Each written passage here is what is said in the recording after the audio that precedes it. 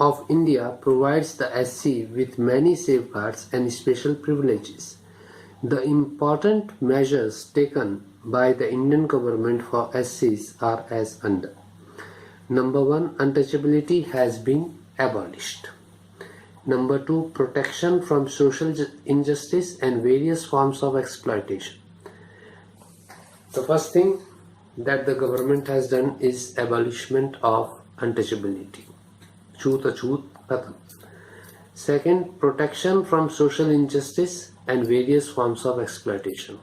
Exploitation and social injustice that the scheduled caste and the scheduled tribes were facing, they will be protected against such exploitation and social injustice.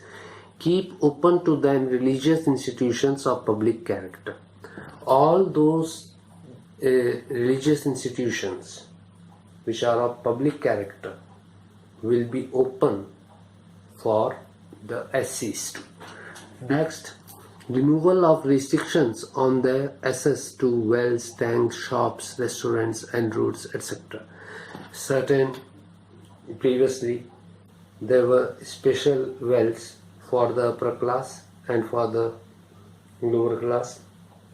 The lower class were allowed to take the water from their own well and were not allowed to take water from the upper caste wells.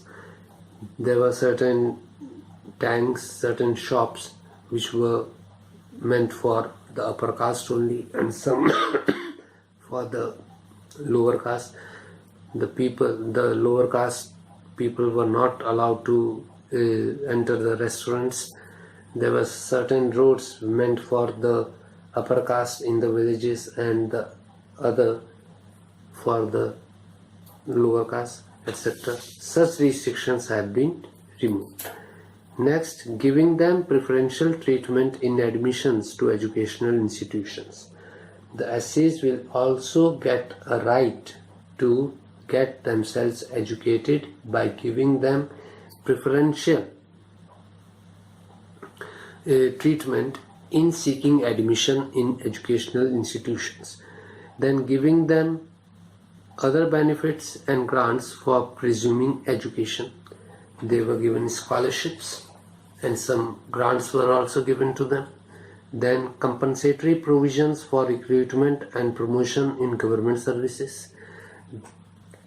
Some compensatory provisions were made for the recruitment in government services and the promotion, but now the promotion has been taken away from these compensatory provisions. In case of recruitment, there are the reservation policy is there. Giving them special representation in Lok Sabha and state legislature, setting up separate departments and advisory councils to promote their welfare and safeguard their interest, and making special provisions for the administration and control of the scheduled areas. The areas which have been demarcated as scheduled areas, special provisions for their administration and control has been made. Modern industry did not accept reservation rules for SC and ST.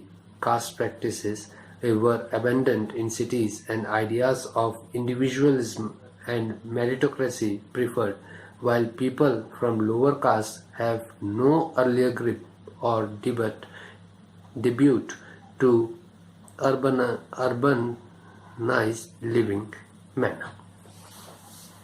So the modern industry did not accepted the reservation rules for SCs and STs. All the caste practices which were abandoned in cities and ideas of individualism and meritocracy was preferred. Individual will be selected or appointed for a particular job on the basis of his skills and his capabilities and meritocracy. where the selection will be made on the basis of merit. Today, occupations are not adopted on the basis of caste, religion, or purity and pollution. So the principles of caste system is not taken into account while providing occupation, while selecting the occupation. The criteria for choosing the profession has changed, just as other things have changed in terms of lifestyle and marriage, etc.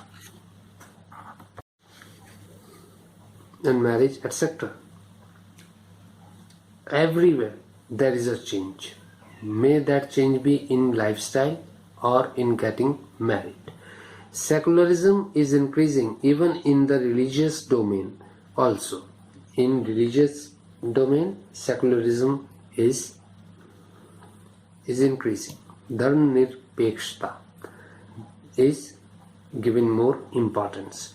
Now, instead of going to the religious places, people can listen to religious discourses on the television channels.